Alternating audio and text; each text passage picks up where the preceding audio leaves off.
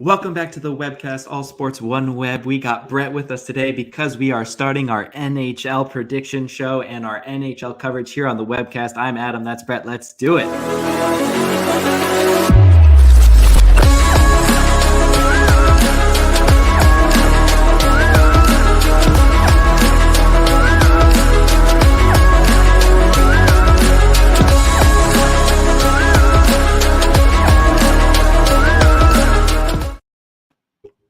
All right, welcome back to the webcast, All Sports One Web. Brett, we are kicking off our NHL coverage. We are so happy to bring you back, talk about hockey. How are you doing?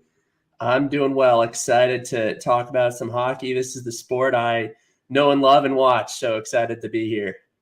Yeah, so glad to have you. And Brett is going to be with us for the majority of the season upcoming. We are about a month into the NHL season right now. And we are going to be giving you, or Brett's going to be giving you, his predictions for each of the divisions. We're going to stop here to just go over a quick NHL playoffs for those who aren't familiar. It's follows basically the same schedule as the NBA, 82 games, and then you will be playing the top three from each of the four divisions will go to the playoffs with two wild cards joining them. That's 16 out of the 32 teams will go to the NHL playoffs. We had a great playoffs last year. Tampa going for a three-peat, only to be stopped by the Colorado Avalanche. Brett's team, the Edmonton Oilers, also making it with Connor McDavid to the Western Conference Finals as well. But we are going to get into all of that here. Let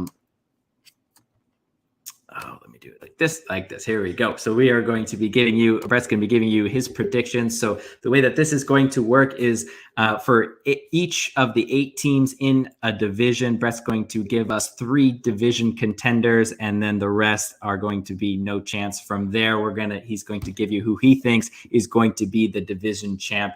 And we are going to start here with the Atlantic. We got Boston, Florida, Buffalo, Detroit, Toronto, Ottawa, Montreal, and Tampa Bay. Brett, where would you like to start with inside the Atlantic here?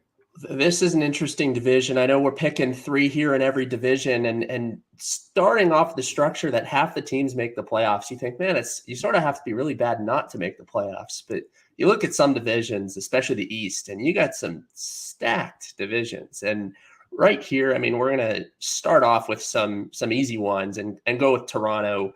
Toronto, say what you want about their playoff performance. I can't remember the last time they won a playoff series, but they are so talented. They are immediately going to be division contenders here.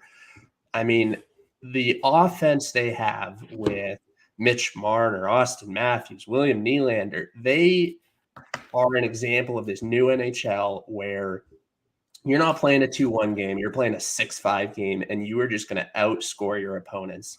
Austin Matthews has one of the best shots in the league. I mean, that team is so fast. They were trying Mitch Marner on defense because they wanted to play a new 4-1 situation where they can have all of their offensive weapons out there and just score and score and score. And they do that.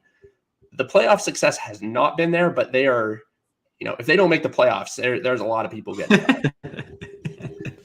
Well, there we go. We got one down. Who do we got joining Toronto as a division contender? Joining Toronto as a division contender, we're going to go Florida Panthers next.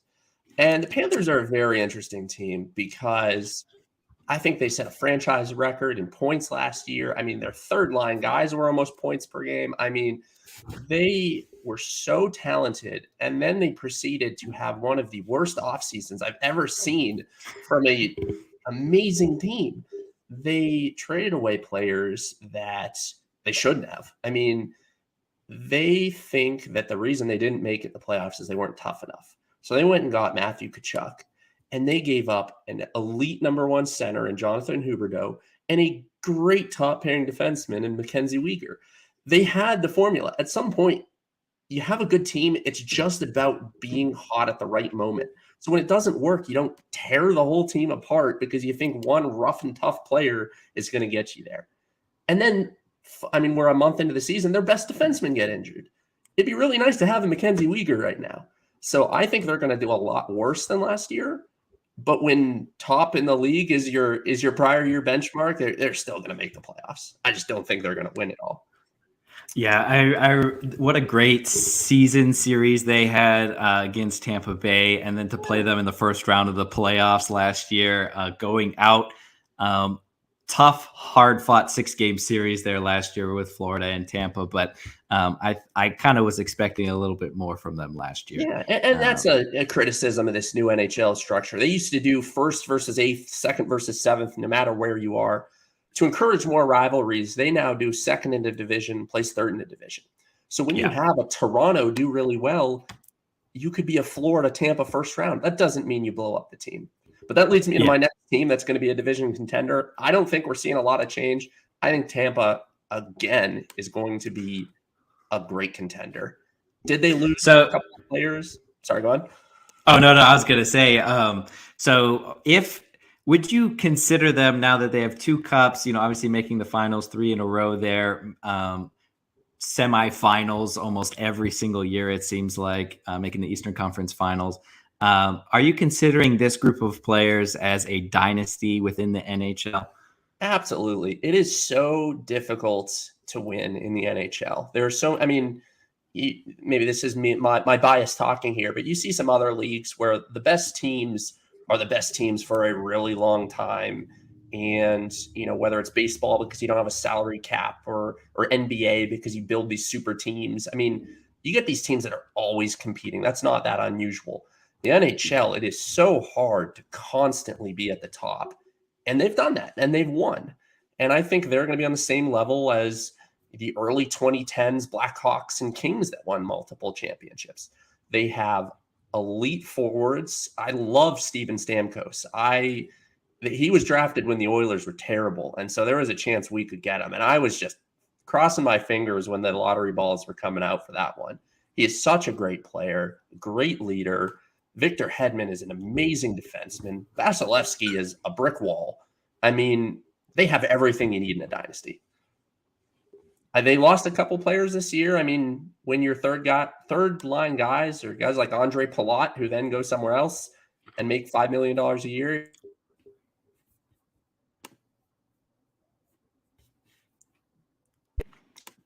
Are so excited. They just keep replacing them with great players. So they're up there. Yeah, it was interesting to watch too. It seemed like the speed of the Avalanche last year got a lot of teams, especially Tampa Bay, in the Stanley Cup Finals. So it was interesting to see how they would handle the offseason, having been so successful, falling one hurdle short this year. And so definitely going to be interesting to see how that team progresses. So Boston, Buffalo, Detroit, Ottawa, and Montreal, none of them are going to be a contender for you this year out of the Atlantic. Yeah, just, speaking quickly on some of those teams. Detroit, they're in a rebuild. They've got a couple of young, great players. Moritz Seider is going to be a star defenseman in this league, but they're still a few pieces short. They're trying something with Husso and net and Nedeljkovic, but, they're not there. Boston, they might squeak into a wild card spot. I think they have a chance at the playoffs. Can they compete with these other teams for the division? No, they're not going to get there. They're relying on some old guys that have been there for a long time.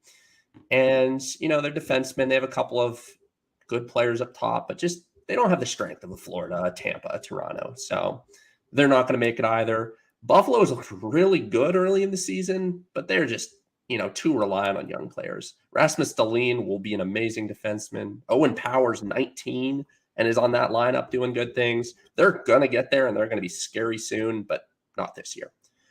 Ottawa did so much over the offseason, and I think they could be a really fun team to watch this year. I don't know why Claude Giroux would sign there if he's an old guy looking for a championship, but, something about playing for your hometown team, I guess. And, they're going to be fun to watch. They have a lot of great young players. Again, not going to do it.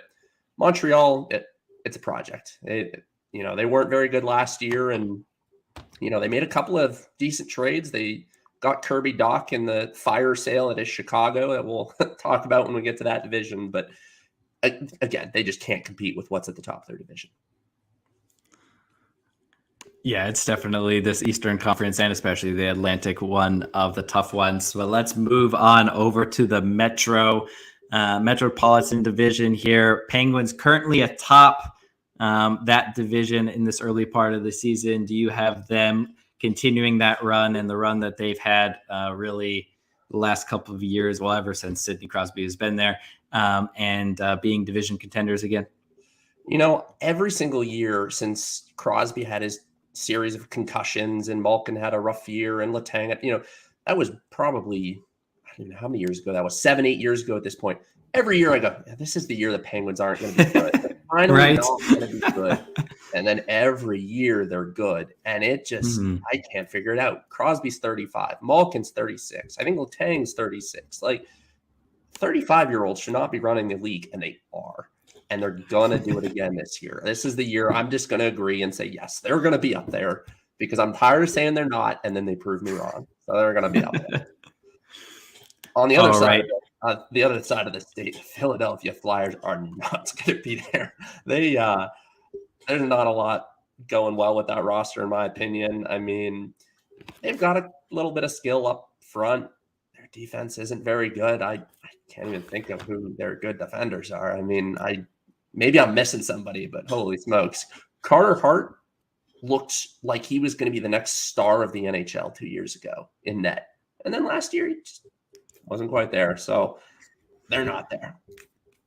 Hey, Philadelphia fans had a great weekend the last couple of weekends. The Philadelphia Phillies advancing over the Padres to the World Series last night. You had the Philadelphia Eagles still undefeated, and the Flyers here are in second in the division. So maybe it's a Philadelphia thing. It's just going to carry on this season where all the Philadelphia teams are just going to be unstoppable. But Brett here has them as no chance.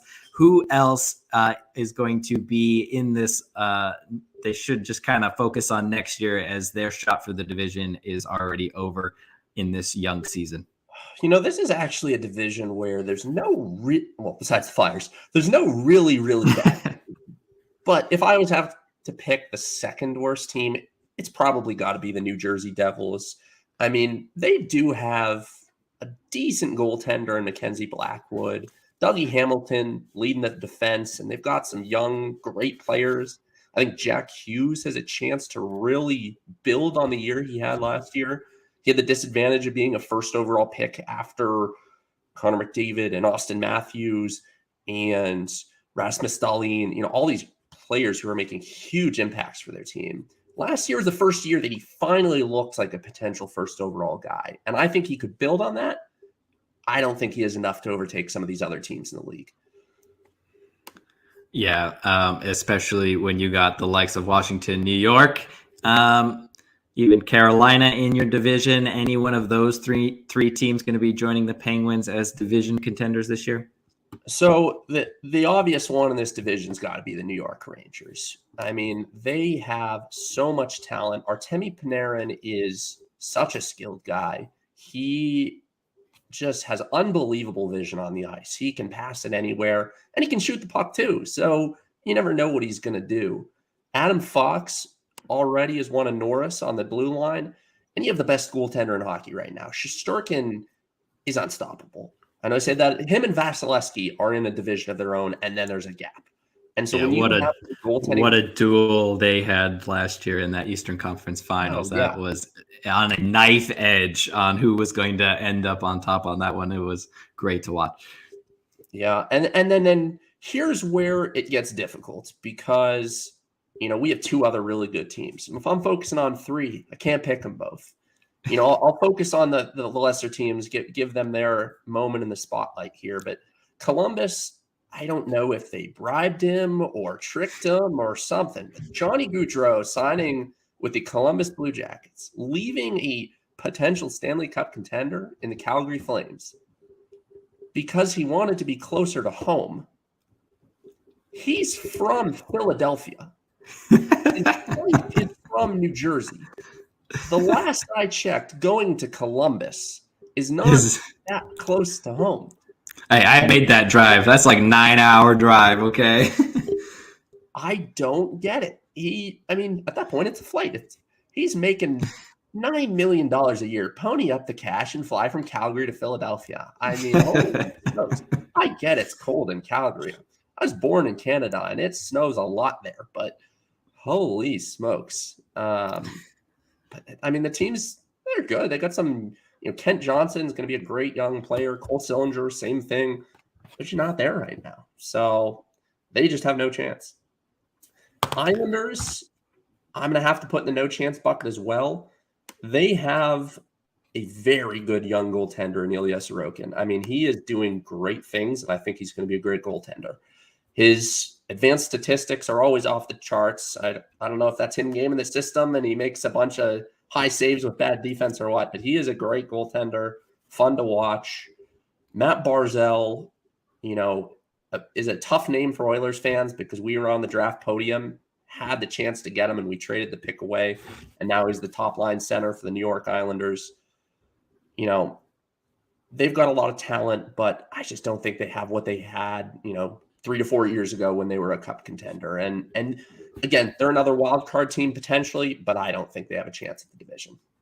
Yeah, it's pretty impressive to be bottom of your division with a positive goal difference, basically 19-4 and 18 against. But I guess that's a plus to the defensive line and the goaltender there, maybe, and more of a sad thing about the going forward. Well, and this is compliments to this division here, and this is tough for me to say with a bunch of in-laws that are Penguins fans and Capitals fans, but this is the strongest division in hockey right now. So, I'm going to qualify what I'm just about to say here, but this is a very, very good team, and they have a chance of being a cup contender. But if I'm picking 3, I have to slide the Washington Capitals into the no chance bucket. I think they are the 4th best team in the division. I think the Rangers are way better than them. I think the Penguins are slightly better than them. And Carolina is probably as strong as New York. And they're young. They're a scary, scary team. I mean, in net, they have 2 great options in Rantanen and Anderson. Why Toronto gave up Anderson is beyond me. They are dealing with their own goaltending issues right now. But then they got a top 6 of just young players. Sebastian Aho, Kotkaniemi. I can never pronounce his name. I have to look at it to always try to pronounce it. Kotkaniemi, Svechnikov, Jarvis, Nikas. I mean, it's just a talented roster. And on defense, they're not weak either. I mean, they are going to be contending. So with all that being said, I'm apologizing in advance to the Washington Capitals fans, I know, but you got to be 4th in your division. Yeah, you got to make the hard decisions, and with this kind of division, I mean, you're looking at the team that made the Eastern Conference Finals, the team that finished top of the Eastern Conference, and the Penguins who have been there every year. It seems like when healthy, and that's just how the cookie crumbles here. So that is your 6 teams technically making automatic bids in the playoffs from the Eastern Conference. And we will get to the winners after we move to the Western Conference, starting with the Central and the defending Stanley Cup champions in the Colorado Avalanche. What a run they had. They were blowing everyone out of the water. Great teams giving it their best. It just seemed like no one could keep up with them. Is that going to be the same this year for the Colorado Avalanche? Yeah, blowing out teams is an understatement. I went to 2 of those games because they played my Edmonton Oilers, and it was unbelievable to watch. I mean, Nathan McKinnon is an incredible hockey player. He has so much speed, so much vision. When he winds up, you can tell from his own blue line he's going to be a threat. There's just so much talent there. And just surrounded by an all-star lineup. I mean, Cale Makar is a young defenseman and is a top 5 player in the NHL. He makes NHL players look stupid. And it's easy to look at someone and go, oh, you just got burned. Like you're a 4th line, terrible hockey player. And those guys are so immensely talented. And he makes them look like they don't know how to skate. And not only can he score at a point per game, he shuts down star players. I'll speak to the Oilers series because that's the one I watched the most, obviously. But the Oilers have 2 weapons also top 5 players in the league, and Leon Draisaitl and Connor McDavid. And, did they get some goals and assists in the series? Yes. But he was out there with them all the time and did not look out of place. He contained them. They still got goals, but when you're facing a team that's top heavy, you just need to slow him down, and he did that. And that's why they're going to be division contenders again. Yeah, I mean, 2 sweeps in the playoffs last year, only dropping 4 games throughout. They are definitely going to be a problem.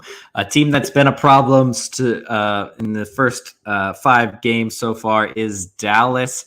Haven't lost yet in regulation. How do you see their season going from here on out? Dallas is an interesting one because I would not have predicted their start based on their roster. I don't think they're bad. I just don't think they have what it takes. I mean, they gambled on Ben and Seguin early on, and that's just looked horrible. Jamie Benn is a type of player that is not going to play well into his 30s, and he's proven it. He's just not the Jamie Benn of old. Tyler Seguin, I don't know what's happening with him. He's a skilled, small player. Those guys are supposed to last. Look at your Crosbys of the world still doing stuff at 35, and he is just not an impact player anymore. So when you got 2 players taking up $18 million of cap room, you're not going to be able to build a championship contender. And then they go and lose Klingberg in the offseason, another weapon on defense, and might they make the playoffs? I think so. I just don't think they have what it takes to win their division. Yeah, one team that might be fighting there at the end is St. Louis. 2019, that Cinderella story run to the Stanley Cup bottom, I think it was in January of the year, only to go on and win it. They did take 2 out of those 4 games that Colorado lost were wins by St. Louis last year. Do you see them up and around the top of the division again this year?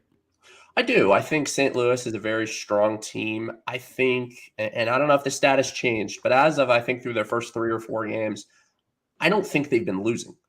I think they've led in every single game.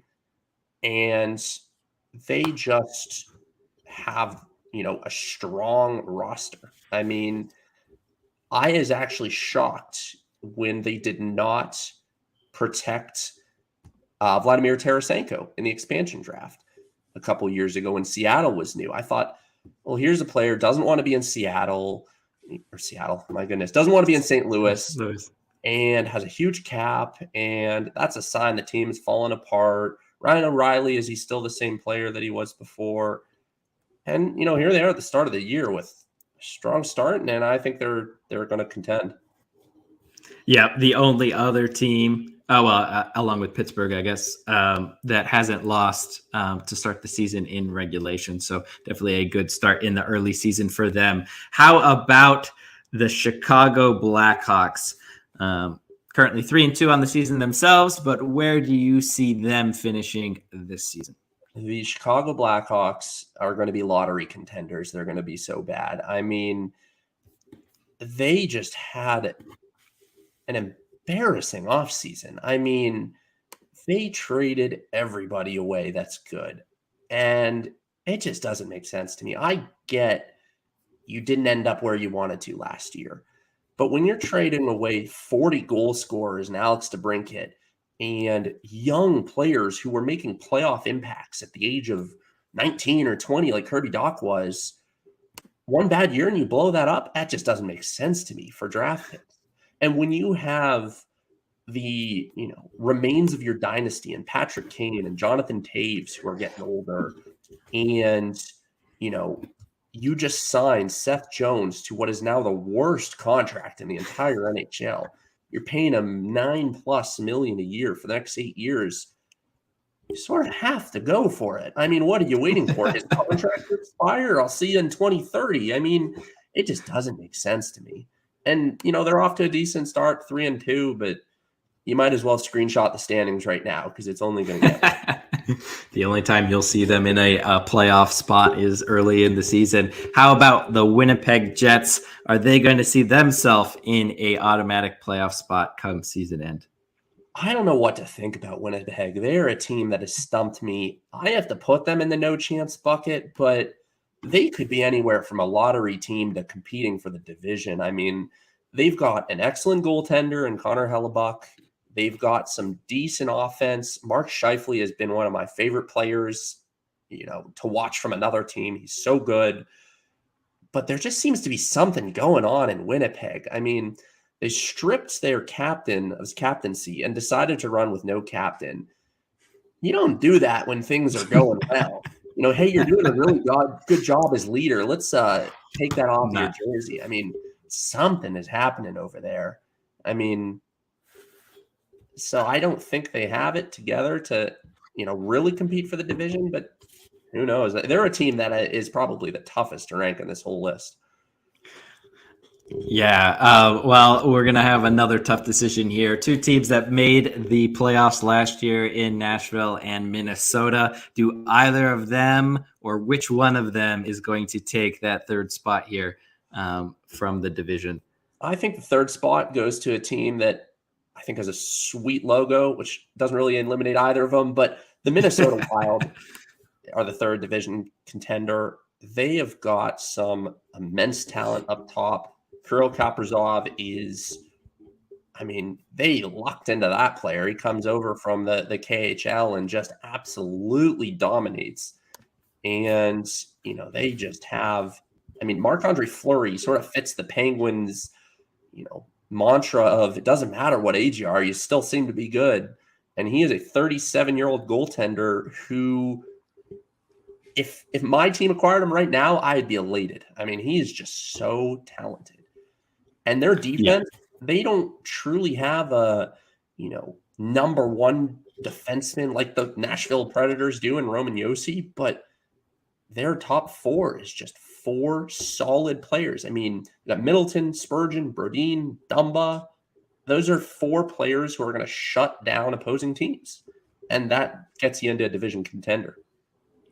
All right, so that will leave Nashville out of the playoffs this year after entering as a wild card, as well as Arizona. Any comments there on Arizona this season, or should they just pack up and look for next year? Put them in no chance before I even had a chance to say a word. The NHL, maybe isn't the biggest league in professional sports in North America, but the Arizona Coyotes are a shining example of why we are not the best league in North America right now. It is embarrassing what is happening in Arizona. They are playing at a college hockey rink right now that seats 6,000 people because they got evicted from their stadium and can't build a new one yet. What professional league does that happen to? And to make matters worse, it's not like you're evicting a 110-point team that's still going to be fun to watch. They are horrible. Talk about an island of misfit toys. They just trade for players that people don't want to get draft picks. They took every single bad contract from Vancouver to get draft picks. They took Zach Cassian from the Edmonton Oilers for draft picks. It's just, I would be embarrassed. If I was a hockey player who had to play for the Arizona Coyotes, I would be embarrassed. And they're making a somewhat good showing of it. They are still actually competing a little bit, which is shocking me, but they're not winning games. So yeah, you take a page out of Scott Presti's book out of Oklahoma City, where he was taking on bad contracts for years just to get rid of them and flip them for draft picks. And we will see what the Oklahoma City Thunder in the NBA are going to be like. Carolina now trading Christian McCaffrey. Seems like they're going to try and follow that similar mold, get rid of all of their players for draft picks. But the thing is, you need to get something with those draft picks. It seems good on paper, but it's just only time will tell. It reminds me of the Pittsburgh Pirates. You just trade your best players for prospects and cycle it through. And once they're good again, you trade them. If you look at the trade rumors, I really hope it benefits my team. But Jacob Chikrin is the top name on the trade block right now. He is a mid-20-year-old defenseman who has the ability to score, the ability to shut down players, and is on a very team-friendly contract. And they're going to go and trade him for prospects and picks. So what? They can get the next Jacob Chikrin? I Yeah, mean, yeah. it doesn't make any sense. And so they No. are, I mean, if they aren't last by 10 points, I will be shocked. They are so bad. Yeah, well, one thing that they have that the Vancouver Canucks do not have is a win on the season as we move to the last and final division. Any chance for the Vancouver Canucks to be a division contender this year? I mean, if you had asked me about the Vancouver Canucks, at the start of September, I might have said yes. I think they have decent talent. Their core is, Elias Pettersson is a great hockey player. Brock Besser isn't maybe what people thought he was going to be, but is going to be good. I mean, they've got talent. Quinn Hughes is a great defenseman. And then they go and do this. Holy smokes. They aren't even looking remotely good. JT Miller has just not been what they expected him to be. And his new contract, I don't even think it's kicked in yet. They got him for a great big lump sum of money. And I'd be really scared if I was a Vancouver Canucks fan. They are going in my no chance bucket. When 5 games into the season, a fan is throwing a jersey onto the ice, you've got problems. And I know I've been an Oilers fan throughout the 2010s. So, yeah, no chance. Well, one team that you alluded to a little bit earlier, a great run through the season last year, and I assume you will think the same, is the Calgary Flames. Will they be a division contender once again this year for you? Much to my chagrin, I believe the Calgary Flames will be a division contender here. When there were rumors that Tkachuk was going to leave and Gaudreau was going to leave, and then Gaudreau did leave, I was smiling. I was like, the Flames are going to be bad again. And then they went and just robbed the Florida Panthers and got Huberdeau and Mackenzie Weegar for a player who was going to leave anyway. And do I think those contracts are horrible? Yeah, they're both 30-year-olds that they signed 8-year deals. I think in 2029, the Flames are going to be really, really bad. But they are gambling for their window. They want to win a cup in the next couple of years, and they have a very good chance to do it. They have, I know I've said this phrase a lot, but one of the top goaltenders in the league in Markstrom. He didn't look great in the playoffs against the Oilers, but he is a solid, solid player. I mean, they have a lot of talent, and I think they're going to be a division contender again in what is a relatively weak division compared to some of the others. Yeah, another one of the number 1 seeds last year that was kind of expecting a little bit more out of, but they kind of ran into teams playing some great hockey. And in the Calgary Flames case, that was the Edmonton Oilers. So for you, Brett, with Connor McDavid, Gretzky 2.0, are your Oilers going to be division contenders again?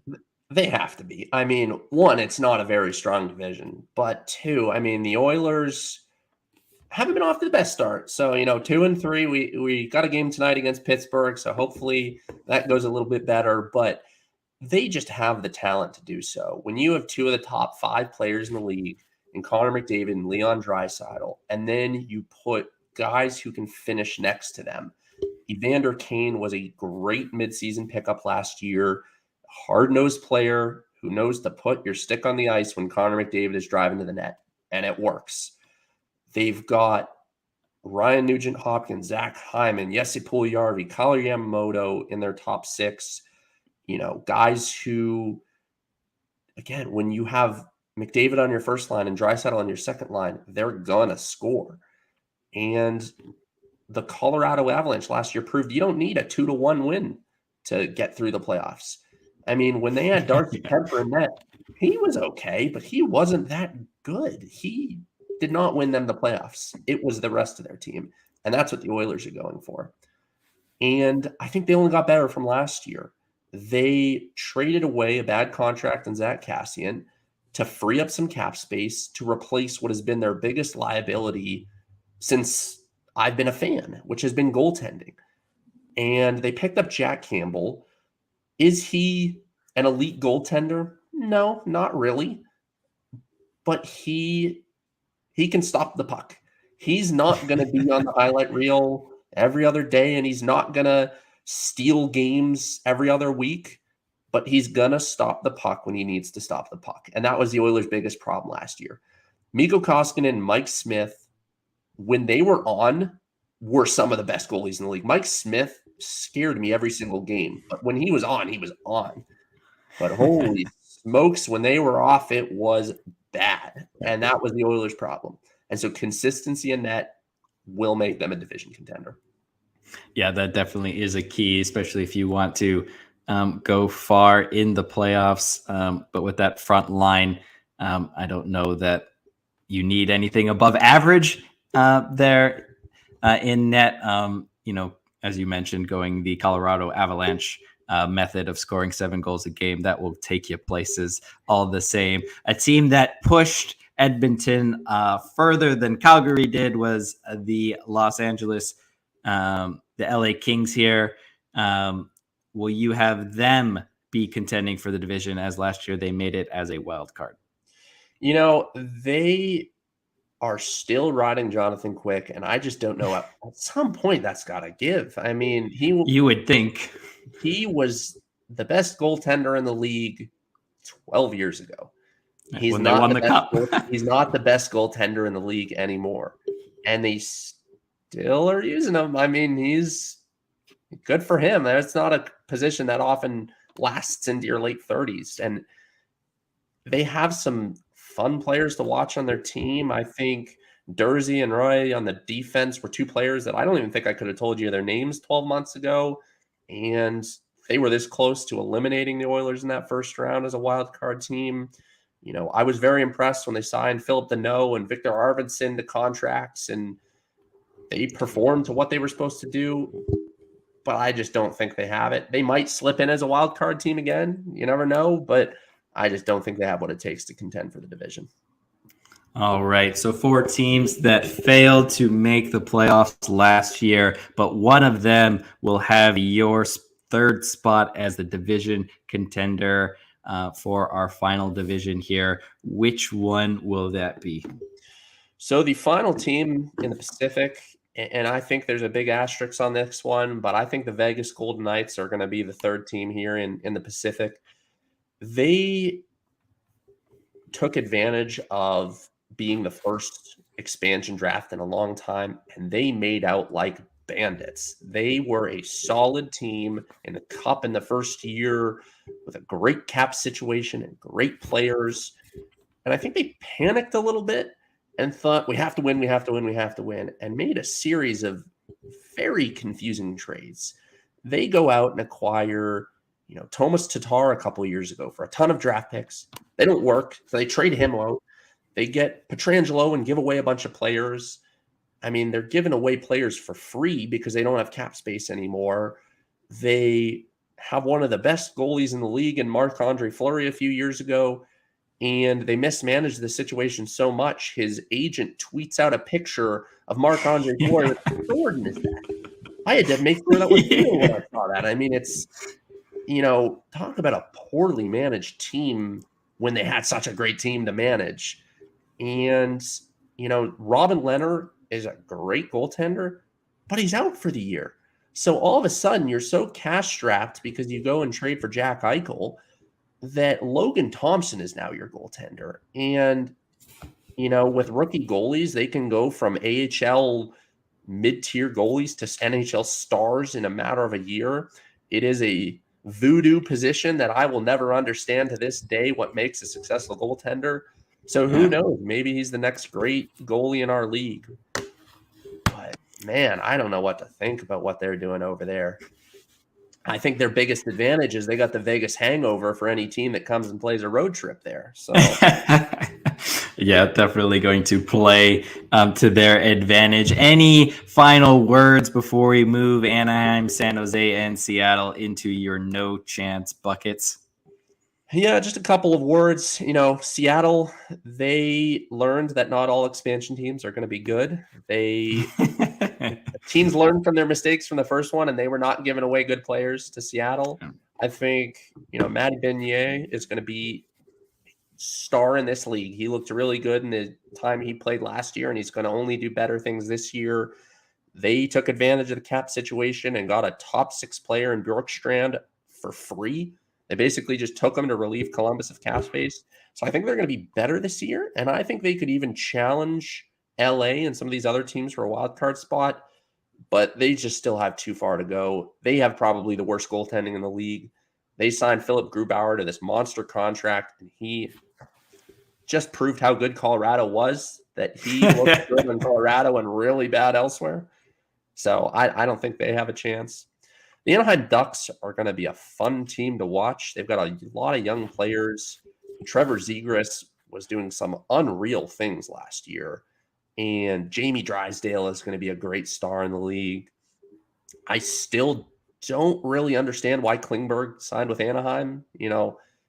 Maybe he wanted to go to the beach, but I don't know. He's a good defenseman, but just not enough to get them to that contender spot. And San Jose, they are going to be bad for a long time. They're not horrible right now, but they've got a lot of aged players in Logan Couture and Carlson, and I think Vlasic's, they might have traded his contract. But they just got a lot of bad players and no amazing prospects. They are entering that period where they tried, it didn't work, and now they got to start over because, trading away Brett Burns is a sign that they're admitting they're not making the playoffs this year. Yeah, well, that completes your contenders and no chance tiers here. So now we are going to have to move one team from each of our 4 divisions to the division champ tier. So you will be making your prediction on who will top each division. We will start here with Toronto, Florida, and Tampa, who finished 1, 2, and 3 as the top 3 in the Atlantic last year. Who do you have as top spot this year around? The team that I'm picking for the top spot is more of, I have problems with 2 of the other teams. I got to pick Tampa to take the division champion here because, I've already gone on and on about what I think Florida did wrong and what's going to prevent them from taking that top spot. Toronto, I just don't understand what they did net this offseason. They had cap space. There were a couple of good goalies in free agency, and they go and trade for a subpar goaltender on a bad contract because they could get him for a cheap draft pick. And that just does not scream a team that's looking to win for him. I mean, Jack Campbell is and this isn't, I know I'm an Oilers fan saying this, but Jack Campbell is a better goalie than anything they have. And he only costs a couple $100,000 more. Shell out the money, trade some third liner, and keep your net solid. So I think that's what's keeping them from winning the division. All right. Tampa finishing 3rd last year, going to take the Atlantic this year. Let's move on over to the Metropolitan, where we have, again, the top 3 finishers from last year. But who will be the one finishing top spot in your 2022-23 prediction?